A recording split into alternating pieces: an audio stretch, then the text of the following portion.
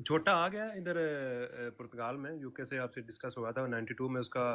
और मैं वो एजेंट ने तो बहुत ज़्यादा पैसे बोल रहा था, मैंने एडमिशन भी उसका खुद करवा लिया, नेफ भी बनवा लिया है, और वकील जो है ना वो एक कर लिया है उसको। बस अभी वो जो एक टिकटॉकर था उसका तो वो रेट बहुत ज़्यादा था, वो 1200 यूरो ले रहा था। तो वकील का?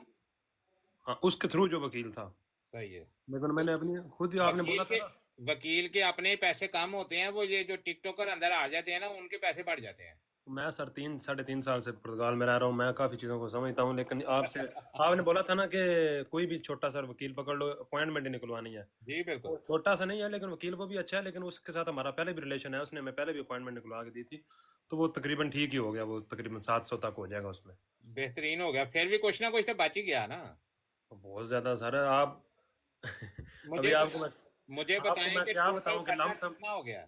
लमसम सर, अभी आप ना 4000 मैंने 1700 कर लें तो बाकी जो बचत ही है सारी। जी, 4,000 में से आपने खुद किया, वकील के पैसे भी दे दिए, एडमिशन भी करवा लिया, निफ निस यूंता सारी चीजें बनवा ली हैं 1,700 रुपए में खुद करके। हाँ, खुद ही। और डायरेक्ट आपने बनवाए हैं। जो निफ है और जो निस है उनके यूजर नेम और पासवर्ड भी आपके पास है।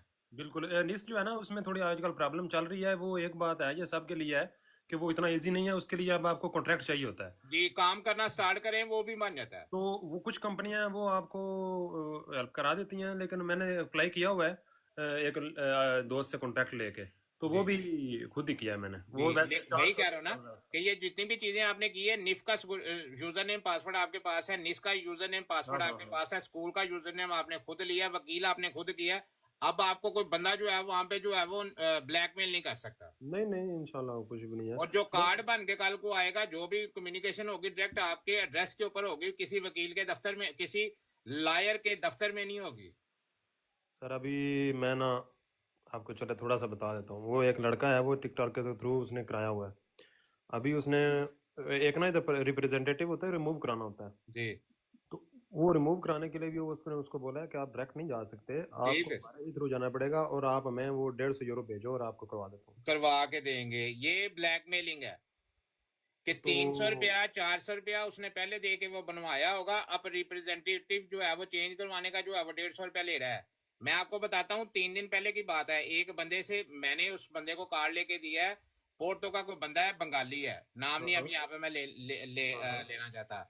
उसने क्या किया, बंदे का कार्ड घर आ गया। जी जी बंदे का कार्ड ईटी सीटीटी के जरिए घर आ गया। जी जी उसने रिसीव कर लिया। जी वो जो बंदा है जिसने उसका कार्ड जिसका बनवाया था, क्योंकि एड्रेस जो है वो उस बंदे के दफ्तर का था, यही काम करने वाला है। जी जी। उसने उसे फोन करके क्या कहा कि भी मेरे एक वकील के साथ बात हुई है, 500 रुपया वो मांग रहा, कह रहा है सुबह कार्ड आपके घर आ जाएगा। अच्छा।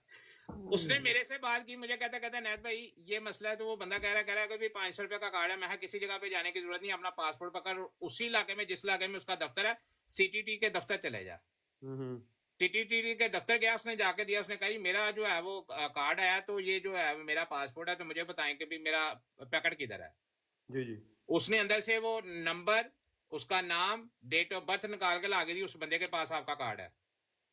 ऐसे ही है फिर वो। हमने उसे उसके पास भेजा, दो बंदों के पास भेजा। तो मैंने, इसने मुझे कल कहा था कार्ड निकलवा लो, मैंने तो वकील के जरिए निकलवाया। फिर हमने उसे दिखाया कि ये देखो हम सीटीटी वालों से आए हैं, सीटीटी वाले खुद तेरे पास जो है वो डिलीवर करके गए हैं।